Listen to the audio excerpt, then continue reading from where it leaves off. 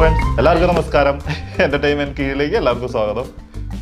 എൻ്റെ തുടക്കത്തിന്റെ ഇടയ്ക്ക് കയറിയിട്ട് ഈ ചവിട്ടി ഞാൻ ഉണ്ടല്ലോ, എൻ്റെ ഡയറക്ഷൻ 40 വർഷത്തെ എൻ്റെ എക്സ്പീരിയൻസ് അത് ഞാൻ ബഹുമാനിക്കണം. പക്ഷെ പടം കണ്ടു കഴിയുമ്പോൾ ആ ബഹുമാനം പോവും, അത്രേ ഉള്ളൂ. ലാലേട്ടൻ്റെ ഒരു ഏറ്റവും ബ്രില്യൻ്റ് ആയി തോന്നിയ ഒരു അഭിനയമായിരുന്നു അത്. ആ കുട്ടി ഇങ്ങനെ നടന്നു വരുന്നല്ലേ, ഏത് കടലിന്റെ നടി കൂടി. അപ്പൊ ഒരു ചിരി. പിന്നെ വേറൊരു സാധനം കൂടി ഉണ്ട്, അതായത് വന്നു കഴിഞ്ഞിട്ട് ഒരു ഞെട്ടലുണ്ട്. എങ്ങനെയാ അറിയോ? അതും ഒറിജിനൽ ആയിട്ട് ലാലേട്ടൻ ഇത്ര ബ്രില്യൻ്റ് ആയിട്ട് അത് ആക്ട് ചെയ്യുന്ന നമ്മൾ പ്രതീക്ഷിച്ചില്ലായിരുന്നു, സത്യമായിട്ടും. അതായത് ഞെട്ടല്, പിന്നെ വിഷമം, പിന്നെ വേറെ ഈ സംശയങ്ങളൊക്കെ ഉണ്ടല്ലോ, ആള് ചെയ്യുന്നത്. എന്റെ പൊന്നോ, ആ സംശയങ്ങൾ കറക്റ്റ് ആയിട്ട് വരുന്നുണ്ട്. പക്ഷെ ഞാനിവിടെ എന്താ ചെയ്യേണ്ടതെന്നുള്ള സംശയമാണ് അവിടെ വരുന്നത്. ഡൗട്ടാണ് ആൾക്ക്. ഞാൻ ചെയ്യും അത് ആ കടലില് നിൽക്കുന്ന സമയത്ത് ആളിങ്ങനെ നടന്നുകൊണ്ട് ഡയലോഗ് പറയുന്ന ഒരു സാധനമുണ്ട്. ആ സമയത്ത്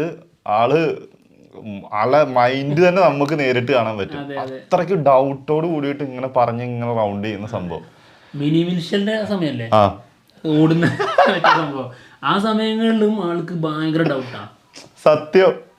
എന്തൊക്കെയാ അതെന്തോ ആട്ടെ. അല്ല, നമ്മൾ കണ്ട കാര്യം നമ്മൾ പറഞ്ഞു, മറ്റുള്ള ആൾക്കാർ കണ്ടു കഴിഞ്ഞപ്പം അവരും പറയുന്നുണ്ട്.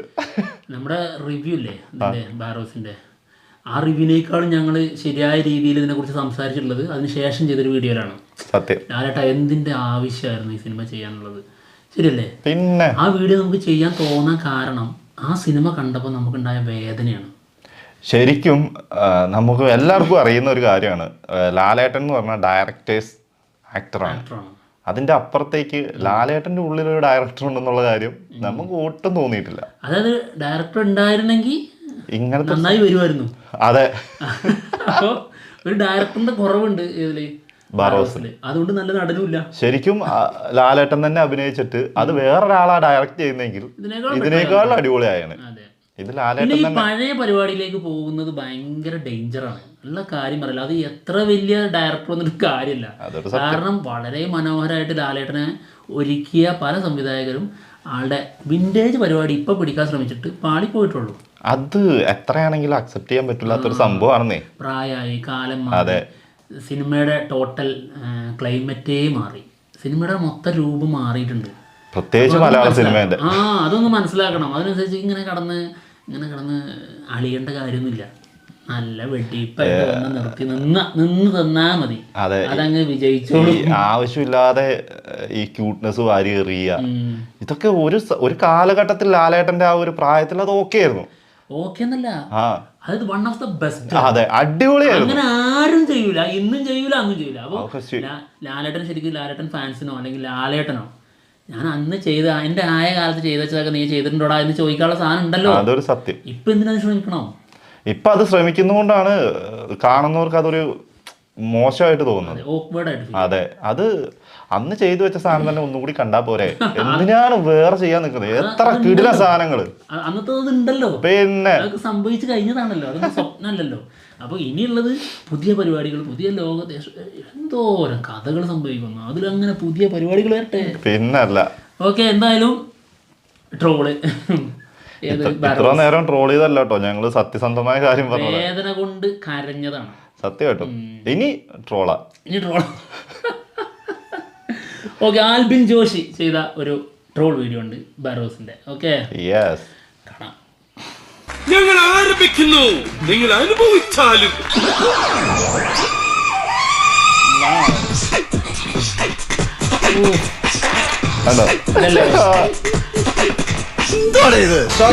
ഞാനിതാ എത്തിപ്പോയി. സഹൃദയരെ നമസ്കാരം. ഞാൻ ബറോസ്, ബിഗാമ തമ്പുരാൻ ഏൽപ്പിച്ച നിധി കാക്കുന്ന ഭൂതം. അടിപൊളി ഇരിക്കുന്നു. ഭീകരം. ഇതെന്താടാ ശവപ്പെട്ടി തന്നിട്ട് വന്നതാ? നിന്റെ ഓരോ കളികളെ.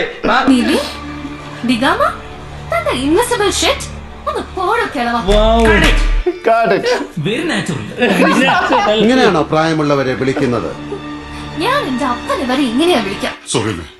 ദേഷ്യം വന്നപ്പോ ഞാൻ സംസാര ഭാഷയിൽ അല്പം പിന്നോക്കം പോയി. സത്യത്തിൽ ഞാൻ ഈ മുന്നോക്ക ഭാഷയാണ് ഉപയോഗിക്കുന്നത്.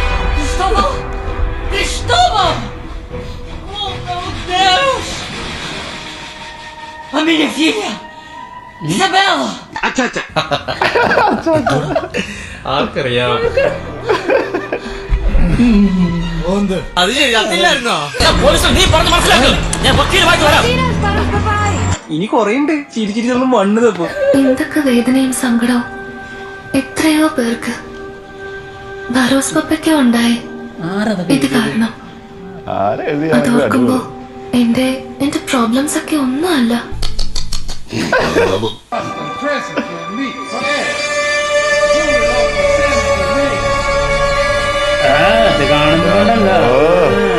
ശാസ്ത്രത്തിന്റെ ഒരു വളർച്ച ഇങ്ങനെയൊക്കെയാണ് ഈ ഗ്രന്ഥത്തിൽ പറയുന്നത്. ഇതിനൊക്കെ പരിഹാരം എന്തെന്ന് പറ. ഇതിന് പരിഹാരം ഇല്ല.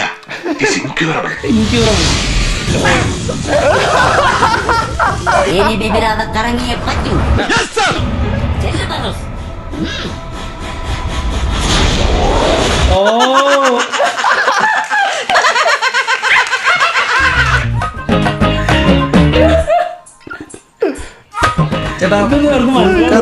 ഇങ്ങനെയാണ് തോന്നി.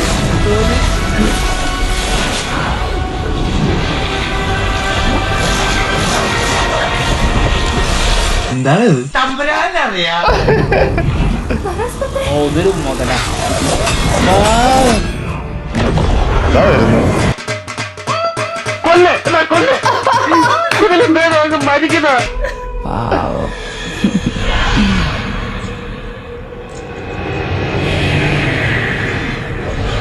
ഡാൻസ് കളിയാ.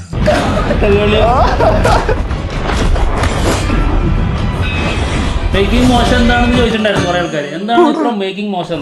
അതൊക്കെ തന്നെ. വിരള് വായി വെച്ച് ഉറിഞ്ചു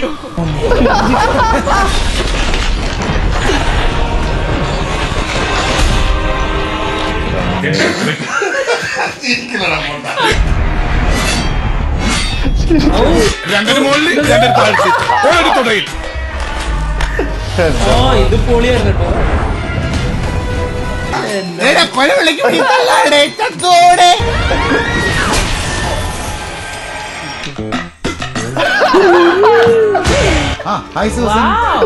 ഇവിടെ ഉണ്ടോ? ഓ, നമ്മുടെ പണിയാണല്ലോ ഇതെല്ലാം.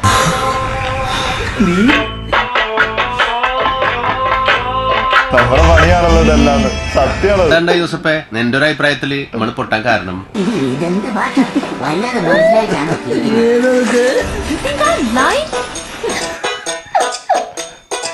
ഗോൾഡ് ഫിഷ് ഓ എത്ര ടൈമാണ്.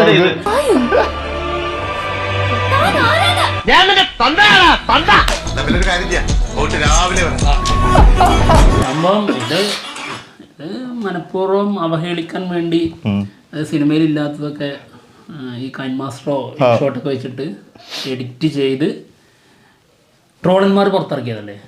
അതൊന്നും സത്യമല്ലോ. സിനിമയിലല്ലോ. സിനിമ കണ്ടു കഴിയുമ്പോ അത് മനസ്സിലാവുള്ളൂ. അല്ലാത്തവർക്ക് അത് പിടികിട്ടൂല. അല്ലാത്തവർ പലതും പറയും.